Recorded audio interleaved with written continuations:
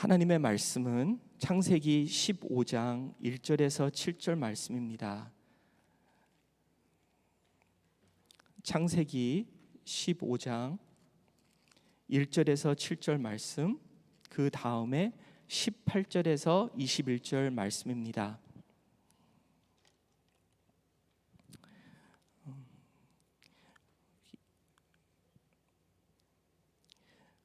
제가 먼저 읽겠습니다. 이후에 여호와의 말씀이 환상 중에 아브라함에게 임하여 이르시되 아브라함아 두려워하지 말라. 나는 내 방패요 너의 지극히 큰 상급이니라. 아브라함이 이르되 주 여호와여 무엇을 내게 주시려 하나이까? 나는 자식이 없사오니 나의 상속자는 이 다메섹 사람 엘리에셀이니이다. 아브라함이 또 이르되 주께서 내게 씨를 주지 아니하셨으니 내 집에서 길린 자가 내 상속자가 될 것이니이다. 여호와의 말씀이 그에게 임하여 이르시되 그 사람이 내 상속자가 아니라 내 몸에서 날 자가 내 상속자가 되리라 하시고 그를 이끌고 밖으로 나가 이르시되 하늘을 우러러 무뼈를 셀 수 있나 보라. 또 그에게 이르시되 내 자손이 이와 같으리라. 아브라함이 여호와를 믿으니 여호와께서 이를 그의 의로 여기시고 또 그에게 이르시되 나는 이 땅을 내게 주어 소유를 삼게 하려고 너를 갈대아인의 우르에서 이끌어낸 여호와니라. 18절입니다. 네, 시작. 그날에 여호와께서 아브라함과 더불어 언약을 세워 이르시되 내가 이 땅을 애굽 강에서부터 그 큰 강 유브라데까지 내 자손에게 주노니 곧 겐 족속과 그니스 족속과 갓몬 족속과 헷 족속과 브리스 족속과 르바 족속과 다 함께요. 아모리 족속과 가나안 족속과 기르가스 족속과 여부스 족속의 땅이니라 하셨더라. 아멘. 우리 우선 서로에게 인사 나눌까요? 아름답습니다. 네, 아침에 나오신 모습이 아름답습니다. 네, 오늘 말씀을 전해주실 분은 조지 팍스 대학교에서 신학과 기독교학 교수님이시고요. 사모님과 예쁜 딸 귀한 가정을 세워 나가시며 베델교회에서 협동 목사님으로 수고하고 계십니다. 우리 양성구 목사님을 모시겠습니다.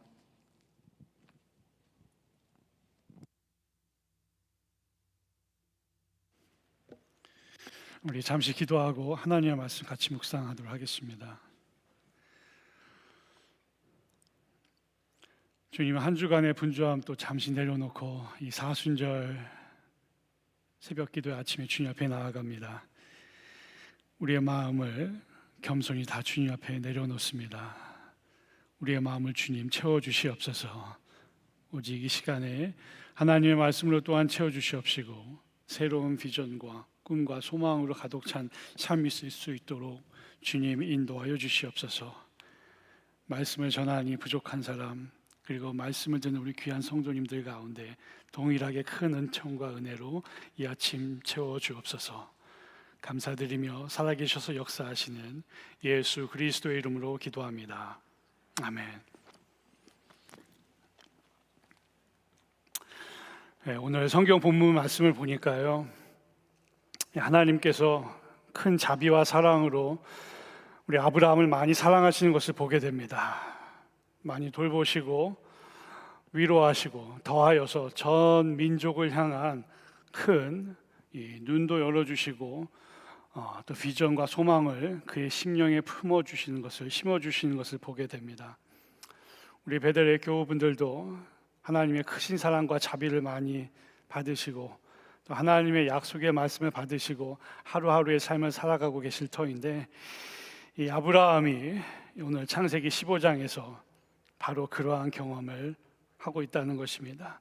오늘 아브라함이 그러한 경험을 어떻게 하였는지, 하나님의 자비와 사랑을 많이 받고 또 전 민족을 향한 소망을 어떻게 하나님께서 주셨는지를 같이 묵상해 보는 시간 갖도록 하겠습니다. 오늘 함께 읽은 본문의 첫 시작이 이렇습니다. 이 15장 1절의 말씀이죠. 이후에 여호와의 말씀이 환상 중에 아브라함에게 임하여 이르시되 아브라함아 두려워하지 말라. 나는 너의 방패요 너의 지극히 큰 상급이니라 라고 말씀을 우리 하나님께서 아브라함에게 해주셨습니다. 이 말씀이 지금 이후에라고 시작이 됩니다. 그죠? 이후에 여호와의 말씀이 임하였다라고 하는데 이 부분에 대해서 잠시 한번 생각하고 묵상해 보겠습니다. 여기서 말하는 이후에는 무엇을 의미하는가? 문자적으로 이후에라는 말은 뭐죠? 무슨 일이 일어난 직후에라는 뜻입니다. 그죠? 직후에, 무슨 일이 일어난 직후에 하나님께서 아브라함에게 오셨다, 그런 뜻인데, 그러면 오늘 본문 말씀 직전에 어떠한 일이 있었는지 한번 생각해 보면 좋을 것 같다는 생각이 듭니다. 이후에, 즉 창세기 15장 이전의 장들인 12장 그리고 13장 14장에서 어떠한 일이 있었는지 한번 잠시 같이 살펴보면 좋겠다는 것입니다. 잘 아시겠지만 간단히 요약을 하자면 우리 창세기 12장에서 하나님께서 우리 아브라함을 부르셨습니다. 역사적으로는 한 기원전 2000년 정도라고 하는 거예요. 지금이 2024년이니까 한 4000년 전인 것이죠. 그죠? 아브라함이 하나님의 부르심을 받고 갈대아 우르 지역을 떠납니다. 이 갈대아 우르라는 것은 오늘날의 이라크입니다. 이라크 남부 지역을 의미합니다. 그리고 나서 이제 하란이라는 땅으로 가는데 이게 오늘날의 시리아 북부임이죠. 혹은 튀르기에 예전에는 터키라고 불렸죠. 그 터키 남부 지역에 있는 하란이라는 지역으로 이동을 하고 마침내 팔레스타인 지역 혹은 세겜이라고 하는 가나안 지역에 들어간다는 것입니다. 제가 이렇게 간단히 설명을 드렸지만 이 실상을 알고 보면 그렇게 간단할 수 없는 여정을 아브라함이 지나온 것을 우리가 좀 더 자세히 보면 알 수가 있습니다. 이 우르에서 하란까지, 말씀드렸듯이 이 이라크 남부 지역에 위치한 우르에서 하란까지, 이 터키 남동부 지역이죠. 이 두 지점 사이의 직선 거리가 960km라는 겁니다. 960km, 이 직선 거리. 근데 사람이 우리가 직선으로 걷지는 않죠, 그죠? 이 반드시 고대의 이동 경로, 특별히 강들을 따라서 많이 걸었을 터인데, 그럴 경우에 한 1000km에서 1200km, 마일로 하면 600마일에서 한 800마일 정도의 거리를 걸어서 혹은 낙타와 당나귀를 타고 여행했을 거라는 거예요. 그게 우르에서 하란까지고, 하란에서 이제 가나안 땅까지 내려오게 되는데 이 거리가 직선 거리가 한 600km 정도라는 거예요. 여전히 이 당시의 상업이 이동 경로를 고려하면 실제 직선 거리보다 긴 거리로 고불고불하게 걸어왔으리라고 생각이 듭니다. 그렇게 이게 총합을 더해 보면 아브라함이 우르에서 하나님의 부르심을 받고 하란을 거쳐 가나안 세겜 땅까지 여행한 총 거리가 한 1600km에서 1800km 사이였을 것으로 추정이 됩니다. 당시 사막, 산악 지역, 강을 건너는 등의 다양한 지형을 통과했던 복잡한 여정을 한번 마음속에 그려보시면 좋겠습니다. 당시에는 말씀드렸듯이 낙타나 당나귀를 통해서 혹은 걸어서 이동해야 했기 때문에 한 3개월에서 4개월 정도 여행을 했을 거라는 겁니다. 1800km 정도 되는 거리를 한번 상상해 보시면 좋겠습니다.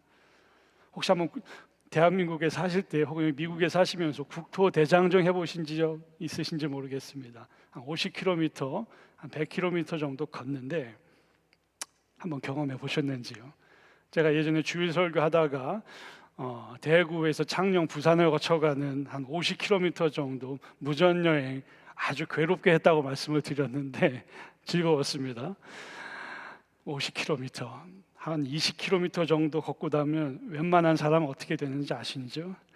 몸이 까무라칩니다. 그냥 털썩 주저앉게 되는데 참고로 마라톤이 42.19km입니다.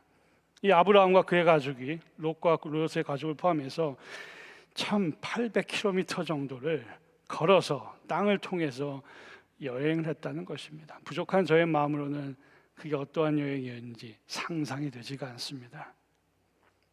강과 사막과 산악 지역을 1800m 걷는 것 자체만도 힘들고 어려운데 또 어떠한 어려움이 있었습니까? 여행지와 사막 곳곳에서 만나는 당시로서는 산적이나 도둑이 많았을 거예요. 아무런 연고 없이 나타나서 약탈하고 해코지하고 모든 인적 자원과 물적 자원을 빼앗아 갔던 도둑의 무리가 가득한 시절이었고, 우리 사막과 산속에서 아무도 도와줄 수 없는 매우 위험에 처할 때가 많다는 겁니다. 그래서 사실 창세기 14장이죠. 바로 전장인 14장에 보면 매우 어려운 상황이 기록되어 있습니다. 이제 아브라함이 가나안 땅에 막 정착하고 롯이 소돔 지역으로 떨어져 나가서 정착하게 되죠. 그런데 롯이 소돔 지역에서 반증한 분쟁으로 인해서 롯과 롯의 가족이 약탈을 당하는 이 수모를 겪게 됩니다. 심지어 이제 노예로 롯과 롯의 가족이 끌려가게 되죠. 이 소식을 들은 아브라함이 부지런히 쫓아가서 롯과 롯의 가족을 구출하고, 이게 우리말 너무 이렇게 편안하게 쉽게 쓰여 있어서 구출하였다는 것이지 자그마한 소규모 전쟁을 했다는 것입니다, 아브라함이. 그래서 그 전쟁을 통해서 롯과 롯의 가족을 다시 되찾고 그의 재물을 약탈자로부터 회수했다는 것, 그게 바로 창세기 14장에 기록이 되어 있습니다. 바로 그러한 상황이 오늘 창세기 15장에서 말하는 이후에 라고 하는 그 한마디에 담겨져 있는 의미입니다. 이후에 뭐죠? 1800km를 걸었고 무수한 산과 사막을 관통하고 도둑과 약탈자들의 위험을 감수하고 마침내, 그죠? 친척이나 가족은 아무도 없는 매우 생소한 이주자의 땅에 막 도착해서 정착한 아브라함, 또 거기서 분쟁을 겪으면서 전쟁도 치르고, 상상을 해보시면 좋을 것 같습니다. 그런 상황 속에서 매우 지쳐있고 혼란스럽고 삶의 무게가 두 어깨를 크게 짓누르던 아브라함에게, 바로 그러한 아브라함에게 이 아침에 이 말씀 속에 하나님이 다가오시는 거예요. 그러면서 말씀을 하시는 겁니다. 오늘 본문의 1절이죠. 뭐라고요? 아브라함아, 두려워 말라. 두려워 말라. 나는 너의 방패요, 너의 지극히 큰 상급이라. 상상해 볼겠는데 두려웠겠죠, 그죠? 아브라함 두려웠겠죠. 그 기나긴 여정을 걸어야만 했고, 이 현재 맞이한 그 생소한 이주자의 땅에서 약탈 전쟁까지 치르면서 힘들고 지쳐있고 아마 눈물로 밤을 지새우던 날들이 많았던 아브라함이지 않았을까. 그러한 아브라함에게 오늘 하나님께서 다가오시면서 한 말씀 하시는 거예요. 두려워 말라. 두려워 말라. 내가 너 지켜줄게. 그렇게 말씀하고 계신 것이죠. 우리 사랑하는 베델의 교우분들도 우리 지나온 삶을 돌아보실 때 그러한 경험도 혹시 있지 않으셨습니까? 두려운 적 없으셨습니까? 외로운 적 없으셨습니까? 눈물로 이불을 적시는 그런 밤 보내보신 적 없으십니까? 저는 가끔 있었는데, 그럴 때마다 하나님께서 다가오셔서 두려워 말라, 그렇게 말씀하셨던 경험 있으시잖아요, 그죠? 있으시잖아요. 내가 지켜줄게. 내가 내일 아침에 눈을 떠서 다시 삶의 터전으로 갈 때 돌봐줄게. 그런 경험에 하나님께서 많이 주신 줄 믿습니다. 혹시 이 아침에 그런 마음이 있으신지 모르겠어요. 두렵고 떨리는 마음, 혹은 지난밤 눈물로 이 베개를 적셨던 그런 경험이 있으셨는지요? 오늘 주님께서 말씀하시는 것 같아요. 저에게도 마찬가지로 두려워 말라. 두려워 말라. 하나님께서 위로하여 주시고 돌봐주시고 또 일으켜 세워주시는 줄 믿습니다. 아브라함이 바로 그러한 경험을 지금 창세기 15장에서 두려워 말라. 내가 너로 심지어 큰 민족을 이루게 하리라. 아브라함이 그 약속을 받는다는 겁니다. 조선 말기 1902년이죠. 잘 아실 겁니다. 인천에서 출발한 최초의 한인 이민단이 있었습니다. 121명으로 구성되었는데 경유진 일본 나가사키에서 이들 중에 102명만이 신체 검사에 합격하고 하와이로 가는, 그죠? 일본에서 하와이로 가는 겔리코입니다. 그 사진이 구글에 검색해 보시면 뜹니다. 겔리코에 이 102명이 옮겨 탑니다. 그렇게 그들은 1902년 12월 20일 인천을 출발해서 일본 나가사키를 들러서 1903년 1월 13일, 즉 23일 정도의 일정 끝에 하와이 호놀룰루에 등장했다는 것이죠. 거기에 도착하게 되는데 오늘날이야 인천공항에서 3일 정도 배 안에서 머무르는 여행 한번 상상해 보시면 좋겠습니다. 23일 정도 배 안에서 머무르며 여행을 했어야 했는데 그 길이가 무려 7,583km입니다. 7,583km. 이 아브라함은 한 1,800m 정도, 1,800km 여행을 했는데 아브라함이 했던 여행이 한 3배가 되는 길이를 우리 한인 최초의 이민단이 했다는 것입니다. 그런 생각을 한번 해보게 됩니다. 이들 100이며 한인 최초의 이주자들이 그 23일의 여행 동안 무슨 생각을 했을까? 그런 생각이 듭니다. 무슨 생각을 했을까? 혹은 그 23일 동안 어떤 기도를 했을까? 이 당시 기록에 따르면 선교사들의 도움을 받아서 하와이로 이주해 오던 한인들이었기 때문에 그 102명의 한인 이주자 대부분이 크리스천이었을 것이라고 추정이 됩니다. 교회의 도움을 많이 받았어요. 그렇다면 그들도 아브라함처럼 긴 여행을 하던 중에 23일 주일도 포함되니까 예배도 드리고 혹은 아침에 일어나서 저희처럼 기도도 하였을 때 그들은 어떤 기도를 하였을까? 그런 궁금증이 말씀을 준비하면서 들더라는 겁니다. 현재 기록으로는 남아있지 않죠. 기록으로 남아있지 않는데 그러한 생각이 듭니다. 상상 속에 제가 묵상하고 기도하던 중에 이 102명의 한인 이주자들이 그 23일간의 배 여정 가운데서 그런 기도를 하지 않았을까? 저의 상상력에 따른 기도입니다. 이러한 기도를 하지 않았을까? 하나님, 당신은 일찍이 아브라함에게 너는 너의 본토 친척, 창세기 12장 1절이죠. 너는 너의 본토 친척 아비집을 떠나 내가 내게 지시할 땅으로 가라 하였습니다. 하나님, 우리가 바로 그러한 심정입니다. 우리 역시 우리의 본토 친척 아비집을 떠나 새로운 미개척지의 땅으로 갑니다. 그래서 어때요? 두렵습니다. 외롭습니다. 음식이 맞지 않습니다. 이 뜨거운 눈매를 시르게 하는 눈물이 뚝뚝 떨어지는데 고국에 두고 온 형제, 자매, 어머님, 아버님이 그립습니다. 그러나 당신의 인도하심만을 의지하며 우리 오늘도 이 긴 여행을 이어갑니다. 무엇이 어떠한 상황이 우리를 기다리는지 알 수 없습니다. 당신께서 아브라함에게 주셨던 그 약속, 그러나 그 약속을 우리가 붙들고 싶습니다. 당신 아브라함에게 말씀하셨습니다. 내가 너로 큰 민족을 이루고 내게 복을 주어 내 이름을 창대케 하리니 너는 복의 근원이 될지라. 하나님, 그러므로 기도합니다. 우리 최초의 이민자 102명이 그 거룩하신 언약의 약속을 성취로 이어갈 수 있도록 도와주시옵소서. 우리 한인 최초의 이민자들도 진정으로 큰 민족을 이루고 나아가 이 모든 세상의 모든 민족들을 축복하고 복을 주는 아름다운 복의 근원이 될 수 있도록 주여 기도하오니 우리를 지켜주시옵소서. 돌봐주시옵소서. 아마도 그러한 기도를 하지 않았을까? 23일 동안 그 7,583km의 긴 여정을 가면서 배 가운데서 그러한 기도를 하지 않았을까라는 생각이 들더라는 겁니다. 그렇기 때문에 아마도 그렇기 때문에 그 102명의 최초 한인 이주자들이 하와이로 건너온 이후에 가장 먼저 지었던 건물이 뭔지 아십니까?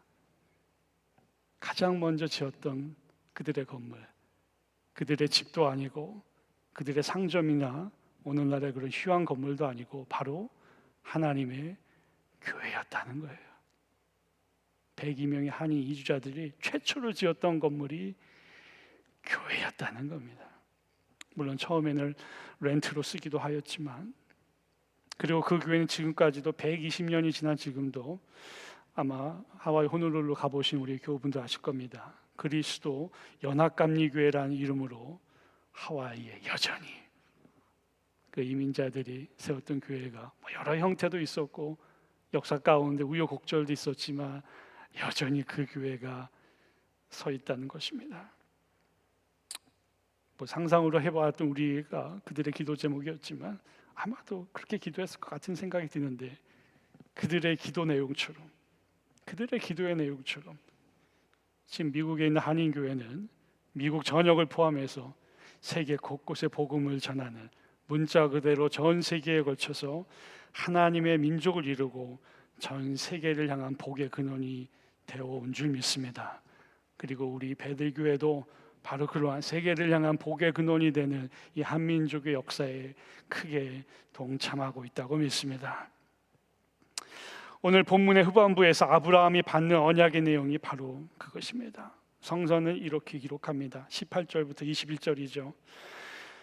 그날에 여호와께서 아브라함과 더불어 언약을 세워 이르시되 내가 이 땅을 애굽 땅에서부터 큰 유브라데 때까지 네 자손에게 주노니 곧 개인 족속과 그니스 족속과 감몬 족속과 헷 족속과 브리스 족속과 르바 족속과 아모리 족속과 가나안 족속 기르가스 족속과 여부스 족속의 땅이니라.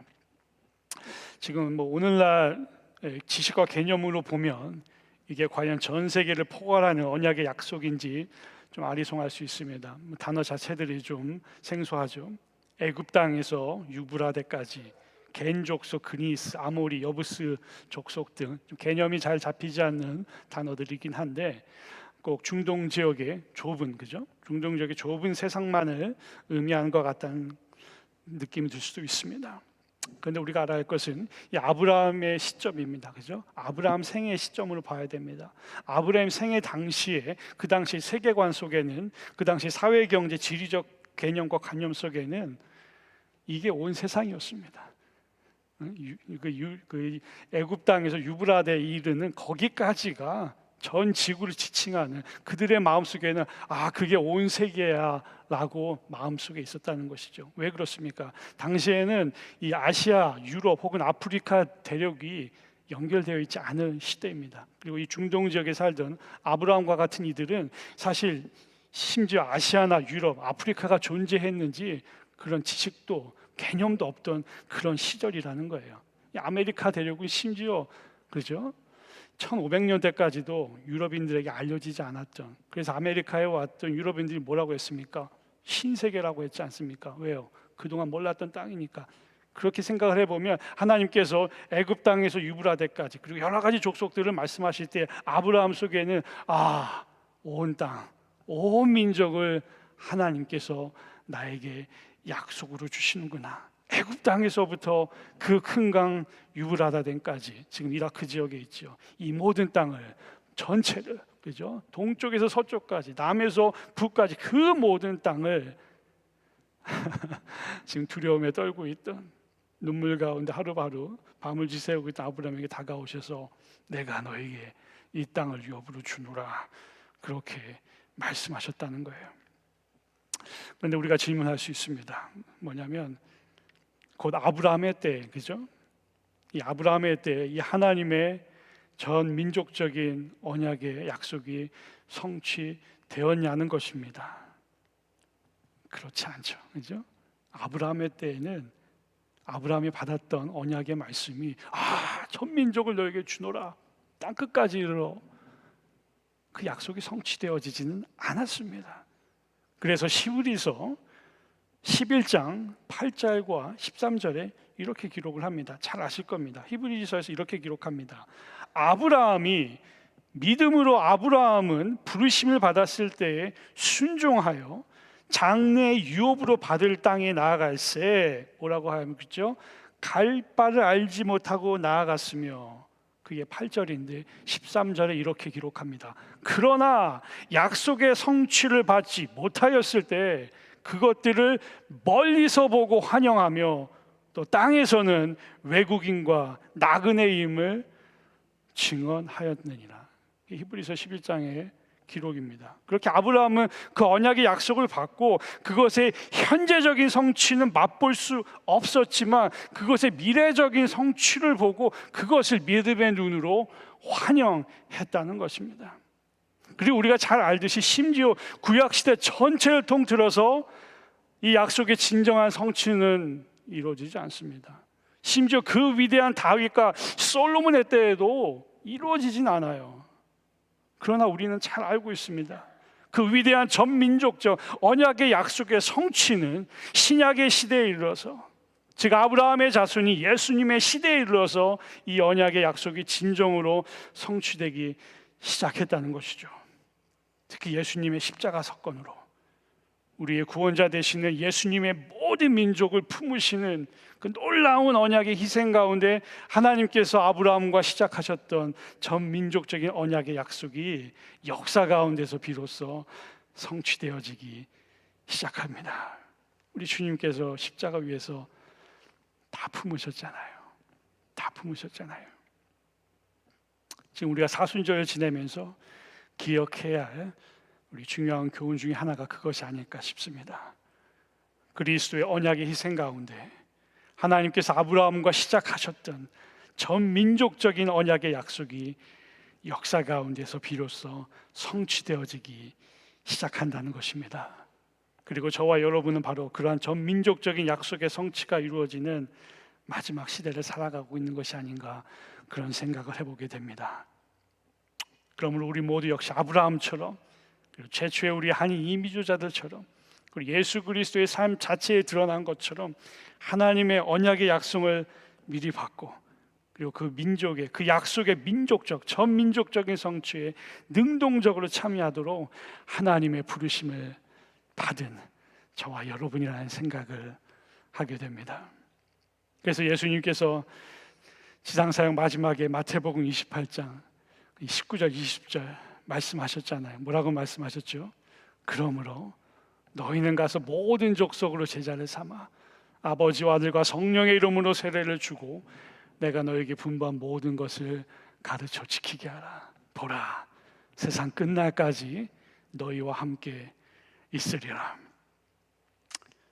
그렇기 때문에 아브라함을 우리 믿음의 조상으로 기억하고 또 예수 그리스도의 구속 사역을 이 땅 가운데서 실천하도록 부르심을 받은 우리 모든 그리스도인들도 그 예수님의 지상 명령을 우리의 삶에 여러 가지 다양한 모습이 있고 형태가 있지만 바로 그 예수님의 지상 명령을 우리의 삶의 최우선 과제로 두어야 할 것입니다. 그런 생각을 해보게 됩니다. 그것이 바로 120년 전에 그 많은 이 서양의 자비랑 선교사들이 기쁨과 감사와 위대한 용기 가운데 한국을 찾아왔던 이유가 아닐까. 그들 역시 아브라함과 우리 예수님의 마음을 가지고 이 조선 땅이라고 하는, 그죠? 문화와 언어와 이 사람 자체가 매우 낯설었던 땅으로 이주해왔던 것을 우리가 잘 기억합니다.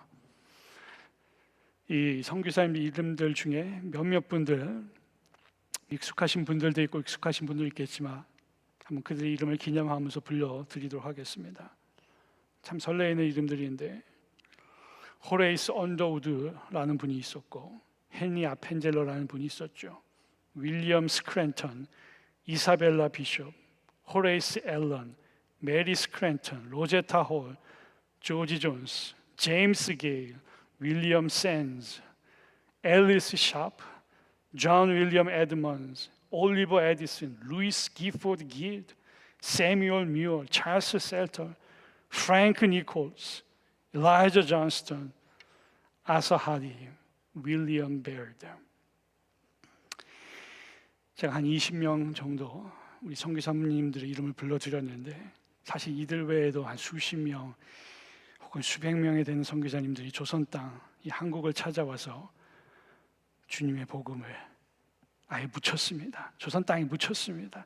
아마 서울 그 양화진 외국인 선교사 묘지에 가보신 우리 교우분들 아실지 모르겠는데 조선 땅에 찾아와서 뜨거운 복음의 사명의 열정을 가지고 찾아와서 우리 한국 분들 섬기면서 돌보고 위로하면서 그 땅에서 또 순교도 하고 하나님 품에 안겼습니다. 심지어 그의 자녀들도 따라오고 또 조선 땅에서 태어났던 자녀들도 선교 사역을 감당하면서 조선 땅에서 삶을 마감했던 것을 기쁨과 감사한 가운데 복음을 전하였던 우리가 그들을 기억하게 됩니다. 그리고 그들의 귀한 복음 사역을 이어받은 우리 한민족 역시 이제는 어떻습니까? 한국을 포함해서 미국과 그리고 전 세계를 퍼져나가서 그리스도의 복음을 전하는 우리 이 세상의 아름다운 복의 근원이 되는 한민족으로 살아가고 있고, 저와 여러분이 그러한 복음 사역에 기쁘고 감사하게 즐겁게 동참하고 있다는 것입니다. 특별히 이곳 미합중국이죠. 이주자의 땅인데 어떻습니까? 전 세계가 이 미합중국의 땅으로 몰려오지 않습니까? 지난 300여 년 동안 그래왔고 21세기에도 전 세계가 모이고 전 세계가 퍼져나가는 곳이 이곳 미합중국입니다. 바로 그곳에서 우리가 하나님의 사람으로서, 부르심을 받은 사람으로서 사명자로 살아가고 있는데, 바라고 소망하기는 이 아침에 저와 여러분이 그러한 마음을 품었으면 좋겠습니다. 주님, 아브라함을 부르셨고 그를 전 민족을 향한 복의 근원으로 삼으셨듯이 부족한 나의 삶, 그리고 저와 여러분의 삶을 통해서도 하나님 아름다운 복의 기적을, 그리고 복음의 기적을 주님 이루어 주시옵소서. 특별히 이곳 비버튼 지역, 오레곤 지역 전체를 포함해서 이것도 전 세계 사람들이 몰려오는 곳이지 않습니까? 여러 가지 이유로 그런 곳에 살아가면서 저와 여러분이 전 세계를 품었으면 좋겠습니다. 부족하고 연약한 저희들의 모습이지만 하나님, 내가 기도합니다. 나의 작은 삶을 통하여서 복음의 기적이 오늘 하루도, 그죠? 작지만 그러나 저 민족을 향하여 나아가게, 뻗쳐가게 주님, 나의 삶을, 나의 가족을, 우리 베델교회 전체의 삶을 주님 축복하여 주시옵소서. 그러한 기도를 드릴 수 있는 사순절의 시간이 되었으면 좋겠습니다. 오늘 그런 의미에서 오늘 본문의 말씀, 아브라함이 지쳐있고 두려워했고 어디로 가야 할 바를 모르고 이 이주자의 땅 속에서 한치 앞을 내다볼 수 없는 삶 가운데서 받았던 하나님의 약속, 다시 한번 읽어드립니다. 이렇게 하나님께서 아브라함이 말씀하십니다. 이후에 여호와의 말씀이 환상 중에 아브라함에게 임하여 이르시되, 아브라함아, 두려워 말라. 나는 내 방패요 너의 지극히 큰 상급이니라. 그날의 여호와께서 아브라함과 더불어 언약을 세워 이르셨으니, 저와 여러분께서도 주님께서 언약을 세우신 줄 믿습니다. 언약을 세워 이르시되, 내가 이 땅을 애굽 강가에서부터 그 큰 강 유브라데까지 내 족속에게, 내 자손에게 주노니, 겐 족속과 그니스 족속과 감몬 족속과 헷 족속과 브리스 족속과 르바 족속과 아모리 족속과 가나안 족속과 기르가스 족속과 여부스 족속의 땅이니라. 온 세상을, 온 민족을 품을 수 있는 그러한 심정을, 그런 비전을 아브라함에게, 그리고 저와 여러분의 모두에게 주셨다는 것입니다. 두려움 많았던 자, 연약하였던 자, 그러나 하나님의 부르심을 따라 나갔던 아브라함에게 하나님께서 크신 자비와 사랑 가운데 언약의 약속 허락하셨습니다. 오늘 이 아침에 하나님께서도 저와 여러분 모두에게 동일한 언약의 약속을 주시고 축복하고 계시리라 믿습니다. 때론 연약하지만, 때론 두렵지만 겸손하게 하나님만을 의지하기로 결단하는 자, 저와 여러분 모두를 하나님께서 부르고 계신다는 겁니다. 그러므로 기도하기는 저 십자가 위에서 온 인류를 사시고 온 민족을 축복하신 예수 그리스도의 본을 따라서 저와 여러분 역시 하나님의 언약의 약속을 견고히 붙들고 그것을 크고 복되게 성취하는 오늘 하루의 삶, 비록 작고 연약하지만 그러나 주님께서 이루실 아름다운 일들을 기억하는 가운데, 하나님, 오늘 하루 나의 삶이 나의 이웃에게, 가정에, 교회에, 나의 직장의 동료들에게 나의 삶이 작고 비족한 삶이지만 나의 삶이 복의 근원이 되게 하여 주시옵소서. 바로 그러한 삶과 그리고 그런 비전 가운데 오늘 하루의 삶을 주님께 드리시는 저와 여러분 모두 되시기를 주님의 이름으로 축원합니다. 기도합니다. 살아계신 주님, 때론 두렵고 연약함이 왜 없겠습니까? 왜 눈물로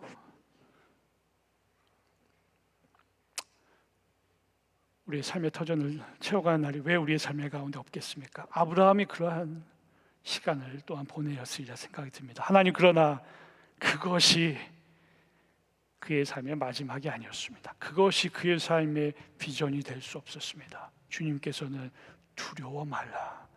내가 너를 붙들고 내가 너를 인도하오니 너를 통하여 많은 이들이 복을 받게 될 것이다. 내가 너를 복의 근원으로 부른다 말씀하셨습니다. 주님, 나의 삶도 이 땅을 향한 복의 근원이 되게 하여 주옵소서. 우리의 가정을 향한, 우리 이웃을 향한, 교회를 향한 복의 근원이 되는 나의 삶이 되게 하여 주시옵소서. 이렇게 세워주시고 돌보아 주시고 하루하루의 삶을 성령의 은총 가운데 채우시고 인도하여 주옵소서. 감사와 찬양을 온전히 주님께 올려드리며 살게 해서 역사하시는 예수 그리스도의 이름으로 기도합니다.